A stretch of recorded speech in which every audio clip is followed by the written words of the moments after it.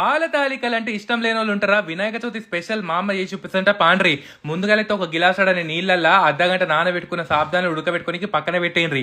ఇంకో గిలాస నీళ్లు పోసుకొని ఒక చెంచడంత ఆవు నెయ్యి, మూతమంత బెల్లం, ఒక గిలాసడంత వరిపిండేసి ఉప్పియో ప్లేట్లకు తీసుకొని పిసుకోవాలన్నట్టు.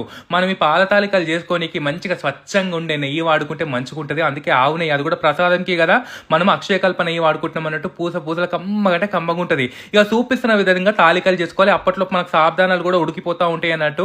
ఇవన్నీ చేసుకుని కూడా చాలా ఇది నలుగురు 2 చేయలు వేసారు అనుకుని తొందరగా అయిపోతాయి. ఇక సాబ్దాన్ని ఉడికిపోయినాక మంచిగా వినాయక చవితి ప్రసాదం కదా, మనం అందుకే ఆవు పాలు వాడుతున్నాం. వెనకటైతే గుమ్మ పాలు దొరికేవి, మనకి ఇప్పుడు అక్షయ కల్పాలు కూడా అట్లనే దొరుకుతాయి అన్నట్టు. మంచిగా ఆవు పాలు మరిగినాక ఇది కూడా వేసేసేయాలి. ఇంకో దిక్కు మనకు టేస్ట్ తగ్గట్టు బెల్లం కూడా కరగబెట్టుకొని, పాకం గీకం ఏం లేదు, జస్ట్ కరిగించుకుంటే సరిపోతుంది. అప్పట్లో తాలికలు కూడా ఉడికిపోయినాయి చూసిరు కదా, మంచిగా ఉడికిపోయినాయి. నెయ్యి వాసన ఎంత మంచిగా వస్తుందో. కొంచెం ఒక చెంచడంతా బియ్యం పిండి కూడా కలిపి పోసారు అనుకొని చిక్కబడుతుంది. ఇక బెల్లం పానకం కూడా వేసేసి మంచిగా ఈ ఆవు నెయ్యి తీసుకొని అలా కొబ్బరి ముక్కలు కంపల్సరీ కాజు పలుకులు వేయించుకొని వేసుకున్నారు అనుకోండి, పాల తాలికలు అయితే రెడీ. మీకు ఇష్టమేనా లేదా కమెంట్ చేయండి.